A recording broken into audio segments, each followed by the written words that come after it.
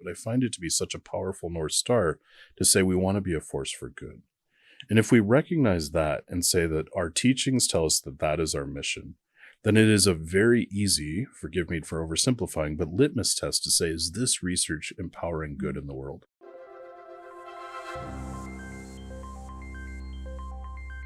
The University of Notre Dame has experienced transformational growth in research over the past decade.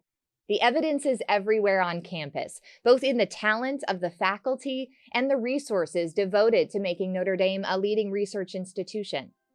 In this episode of Notre Dame Stories, I talked to Vice President of Research, Jeff Rhoads, who shares his plans for expanding the university's impact globally.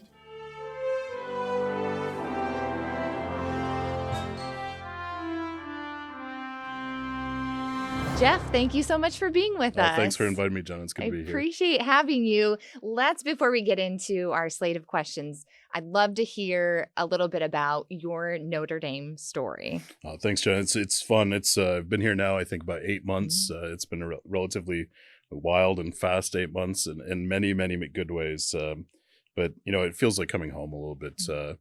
I grew up in the Midwest. I had the opportunity of working 17 years down the road at Purdue University, and in that time had the opportunity to engage with Notre Dame from afar. In many cases, very positive interactions. My predecessor, as you may be aware, was my predecessor at Purdue as well, and so I knew a lot about what I was getting into here at Notre Dame. And then the other thing that, of course, happened is 11 years ago this week, I met, 13 years ago, 11 years ago this week, married my wife here on campus, and she's a proud third-generation alum. And, it was a good opportunity. We were married on campus, so kids were baptized here. So it's a great opportunity to come back and to be a part of something that I've been on the periphery of for years, but now really be an integral part of as we move forward. So it's been a lot of fun. It's easy to see why it feels like home. Yes, exactly it is right. In many ways. So we're so glad to have you. It's good to be here. Let's talk a little bit about where we've been and where we're going as a university. So Notre Dame has grown its research footprint exponentially, $200 million in growth over the past decade, and on track to continue that trajectory, right? So I guess my first question is, what are the key components to what has happened so far? So I think it's a real convolution of two things happening at the right time and in the right place, right? So we have the benefit, frankly, of having faculty and staff and students with really good ideas. And at the end of the day, to be productive in research, you have to have those good ideas to start. It doesn't matter what discipline you're in. If you're an artist or if you're an electrical engineer, you have to start with good ideas to advance things forward. So we have a convolution of those. But also we have an institutional commitment, and an institutional commitment that's grounded in our unique mission as a university. And I think what that allows us to do is to say, okay, we have this North Star of being a force for good in the world. We can think about in our individual disciplines how to do that, and then we can build the structures in place to actually enable that research to happen. So in this case, the confluence of two things is the ideas that I talked about earlier, and then building support structures, right?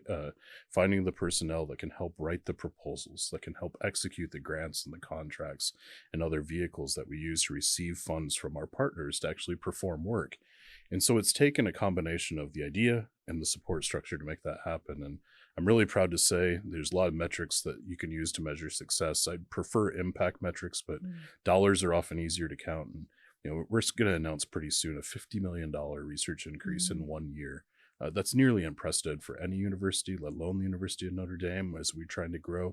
And I think is just one key indicator of what's on the horizon for us.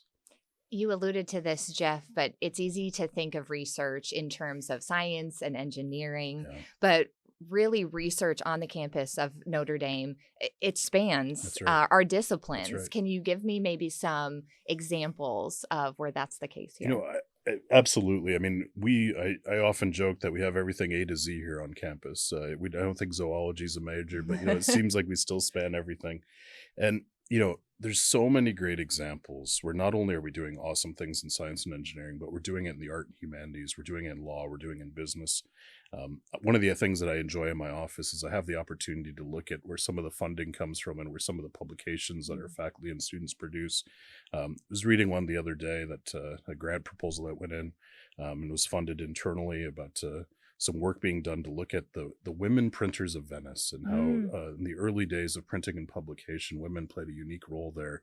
And there were job programs aimed at giving women an opportunity to grow. And so, just some very unique things like that. So I was reading some work the other day about some folks in our law school thinking about the ethical use of advanced weapon technology, for example, and thinking about that from a legal perspective, but bringing a unique Catholic perspective to some of those issues as well.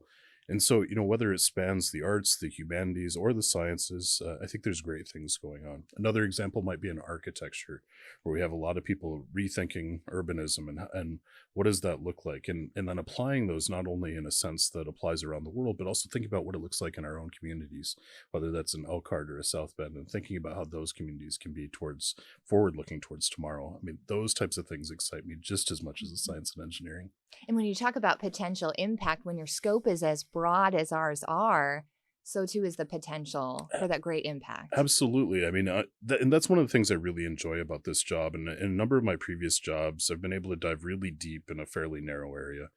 And because we're such a varied university, I have the pleasure of seeing the just amazing things we're doing across the spectrum. And so on any given day, I might be in learning about what our faculty and students are doing and say to help address the opioid endemic, Mm. and then pivot into learning about the future of music and sacred music, and how can we bring faith to people in new ways through music. And it's just this amazing play back and forth that I get to see it all, and it's the impact Notre Dame faculty and students and staff are having. In addition to the funding and the great Yeah. ideas, what are the other key things that let you know we have arrived as a research university? I think there are both public facing things and then there's things in Mm. private, and both sets of indicators I think are rather refreshing. I take no credit for this, but I was very proud of the fact my very first day, Notre Dame was admitted into the AAU, which is just such an important recognition of the fact that Notre Dame is on this amazing trajectory as a research university, recognizing that we've had expertise in so many other areas like undergraduate education, but we've been able to really emerge on the research front to be amongst a very elite set of schools that are our peers now. And I was just excited. I just got back from my first AAU meeting of research officers, and folks there were asking me, "What is Notre Dame doing to have this tremendous growth? How are you having the impact on the world that you're having? What are the kind of trade secrets that you've found?" And certainly that's not a reflection of me. That's a reflection of the team that supports the Office of Research and all of our faculty, students, and staff. And so those are public indicators, right? Not only hearing about the admission in the AAU, but also having people ask. But there's also the personal ones that mean as much to me. One of the things, I have the opportunity to talk to a lot of folks in government service, and having them come to me and say, "Hey, thank you for what Notre Dame's doing. You've changed public policy through this research, or you've changed something in the United States."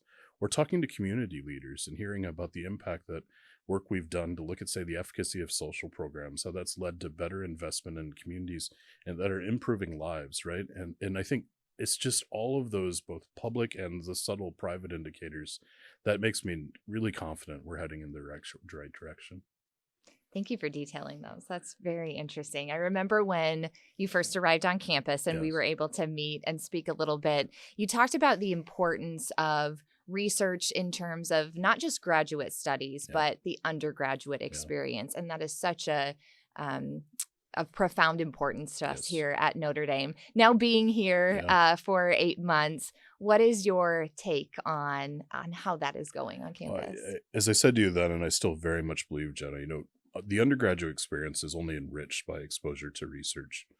Whether it's our faculty bringing to the classroom the examples of their research and where the cutting edge things are happening in their respective discipline, and introducing those to our students early so that they truly understand the latest and greatest in their field, or whether that's taking students and giving them experiential opportunities to actually think about the process of discovery and about innovation, and taking that into their studies as an integral part of the education, just like we'd consider all the other things around Notre Dame to be part of the experience. I think it only enriches what they get out of this. And one of the joys that I get to see is our undergraduates doing those things. There's some amazing fairs in the summer where we can see them interacting with projects. And I had a good fun last year to watch some undergraduates talk to our alums who maybe didn't have research opportunities when they're here, about how it's shaped their Notre Dame experience, even beyond all the other things that make Notre Dame special.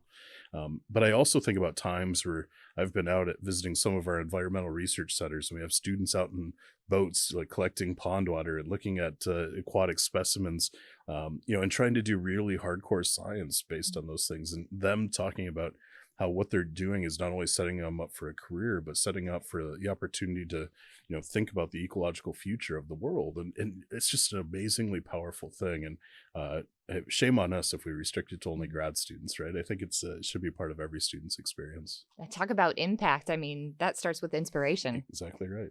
Important time.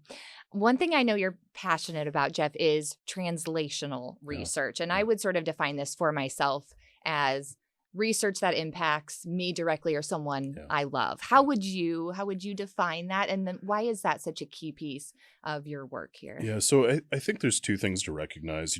The scholarly reputation of a university is often driven by its very fundamental and basic research that it does. And that's an important part of our mission, to have scholarly impact as a university. But I feel equally important to having that scholarly impact, we need to have practical impact. Our mission calls us to be a force for good, as we've talked about. And that means that sometimes we have to not only play the long game, which is basic research, but we should look at where we can play the short game as well. And so that is research that directly impacts people.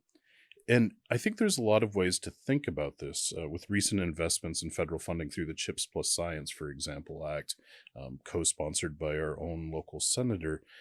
We can see where it's impacting, say, the future of semiconductors in America, and trying to reshore and onshore that industry, which is so critical to national security and economic security. But we can also think about work that we're doing within the local mental health space, and trying to bring the most advanced mental health techniques that we're studying in the laboratory, and bringing them to our community. Or we could think about, downtown South Bend. We have a facility there looking at the next generation of propulsion systems, right, for aircraft. And so it's a combination of these types of projects that span, again, all the disciplines represented at Notre Dame, that if we can do both the basic things, casting the long horizon of impact, but also saying, okay, where are there advancements that we can in the short term improve the human condition? I mean, how much better is the balance of those two things to set the mission alignment right? Let's talk about the next step Yeah. now. How do we, as a university, take what's happening now in terms of research and make it of global Yeah. impact? And Yeah. is that your next Absolutely. step? I mean, I truly believe that the future of Notre Dame is to think about how do we move from the amazing level of impact we have now and continue to spread it around the globe. In particular, recognizing that our constituency is increasingly a global constituency, and that the wicked hard problems that face society right now are not domestic problems or Indiana problems or South Bend, Indiana problems. They're global challenges, right? Thinking about food, global electrification, clean water, climate change, all these things have to be tackled across the globe. They can't be tackled locally. And so we're going to have to figure out how to get better at doing research abroad, right? And in particular, paying attention to where global demographics are shifting, whether it's the global south, right? And thinking about presence in places like Africa and South America that maybe historically universities in this country have not had as big of impact, and so we have to think about ways to do that. And we have to think about ways that do that are not, for lack of a better term, neocolonialism, right? We don't want to come in from the outside and try to impose solutions on people. We want to work with those people hand in hand and think about how collectively, because let's be honest, we can learn as much as we can teach. And I think that's really important for a world-class university, to be able to do both of those things together. And so what we have to do as a university first, and as a research administrator, is build the structures that enable that to happen. Because I'm confident that our faculty and students with all their ideas will have impact. But first, we got to build the platform on which to do that. And I think we have some really clever ideas to do it. I think we'll have some announcements rolling out throughout the year.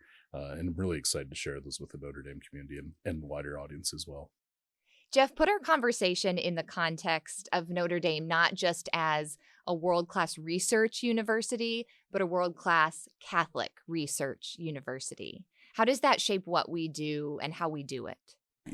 I don't want to oversimplify this, and you'll have to forgive me, but I think the easiest way to think about it is that our Catholic grounding prescribes a mission. And it's a mission that I think most of our faculty and staff, if not all of them, buy into. And again, It sometimes becomes cliche because we use it so much, but I find it to be such a powerful North Star to say we want to be a force for good. And if we recognize that and say that our teachings tell us that that is our mission, then it is a very easy, forgive me for oversimplifying, but litmus test to say, is this research empowering good in the world? That to me is an easy litmus test to look at. And once we have that, we say, well, how can we amplify that? Right. And my job is to create the path of least resistance for our faculty, students, and staff to be able to accomplish that. And I think there's a lot of things we can do. It's also something that empowers people. Frankly, it's very easy for me to get up every morning and say, what am I doing this for? Well, I want to be a force for good, right? And so I think it's an easy sell, and I think it's an easy way for us to continue to build our brand, our reputation, and most importantly, our impact. Sometimes the simple answer is the right one, right? Thank you so much for talking to us. Will you come back and Anytime speak with us Jenna. in Happy 8 more do it. months? Absolutely. And we'll see how things are going. Thank you. Successful, I'm sure. Thanks so much. Appreciate it.